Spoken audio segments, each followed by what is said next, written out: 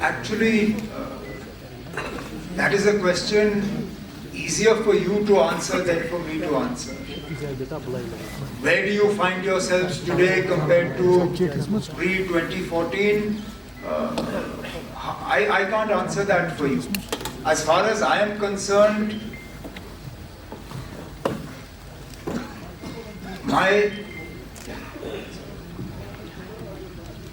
wish would be to see a free and open media, to see a media that is able to report facts on the ground as they exist, without any interference, without any pulls or pressures, without any telephone calls कि ये कैसे लिखा, क्यों लिखा, इसको वापस ले लो. That is what I would like, and this interaction is a step in that direction. Nobody sitting here, at least as far as I know, has been told what they can and can't ask. Nobody has been given a slip of paper and asked, ये सवाल पूछ लो. You're free to put your hands up and ask whatever you like. Whether I can answer it or not is a different matter. And I would like for this not to be a one-off event. I can't say that on this scale it will happen all the time, but at least twice a year, if we can have a freewheeling interaction like this without an agenda, without a subject, and without sort of artificially imposed boundaries, maybe that will tell you where the press is today as opposed to my previous term. I mean, I'm often asked, did I learn any lessons from the last term? Yes, this is one of those lessons. Not having enough contact with you was, I think, a price that I paid in the previous government. Therefore, being more open and more accessible to you is something that I will definitely try to do in this term in office. आप mic पकड़ लीजिए ना ताकि बाकी भी सुन लें.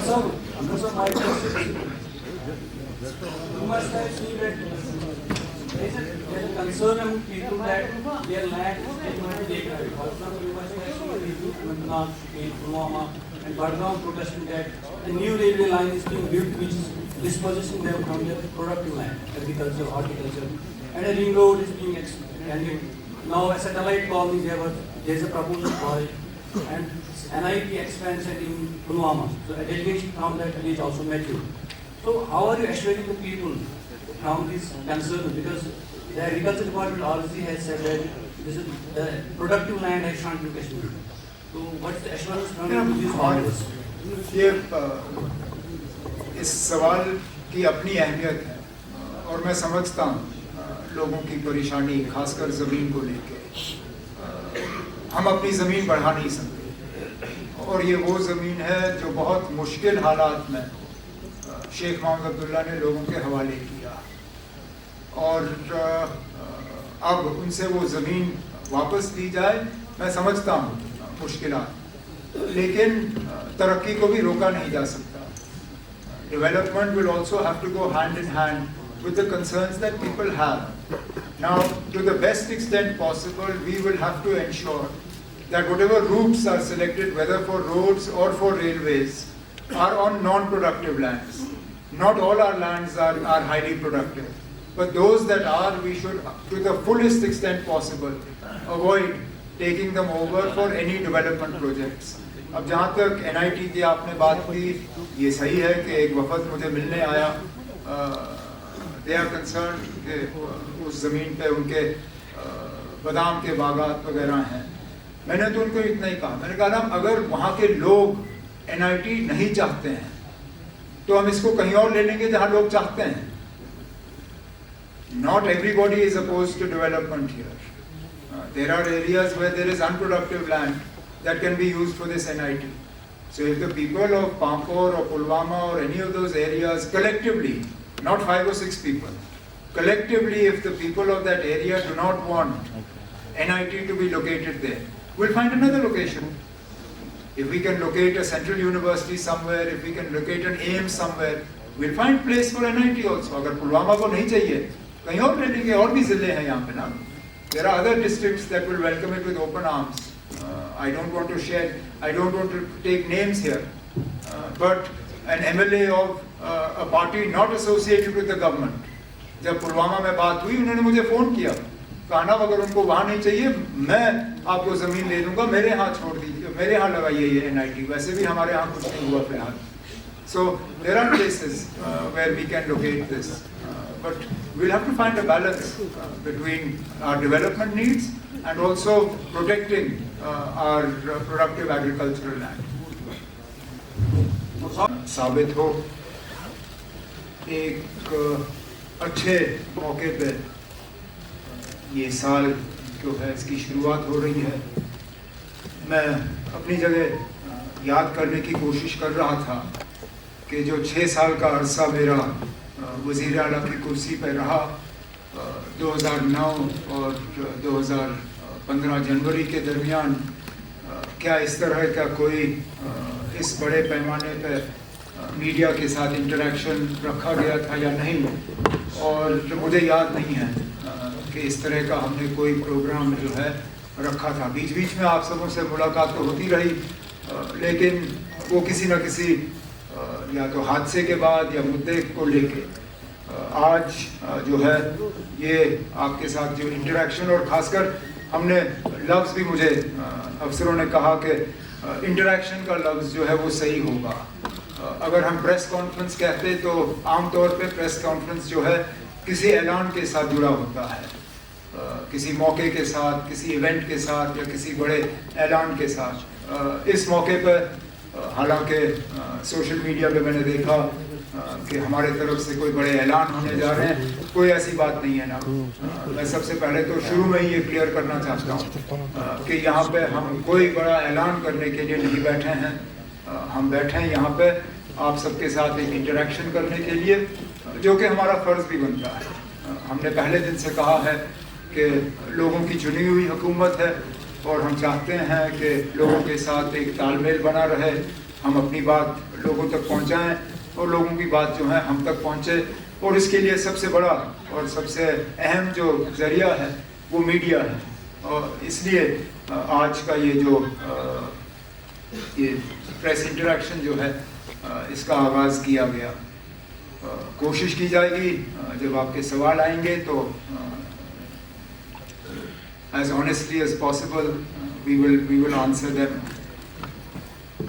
हमें अब हुकूमत में आए हुए 2 महीने से थोड़ा ज़्यादा हुआ है, और अगर मैं ये कहूँ कि हमें भी थोड़ा वक्त लगा समझने में कि ये जो नया एक सिलसिला है जम्मू कश्मीर का, यूटी के अंदर इलेक्टेड गवर्नमेंट का होना, ये चलता कैसे है.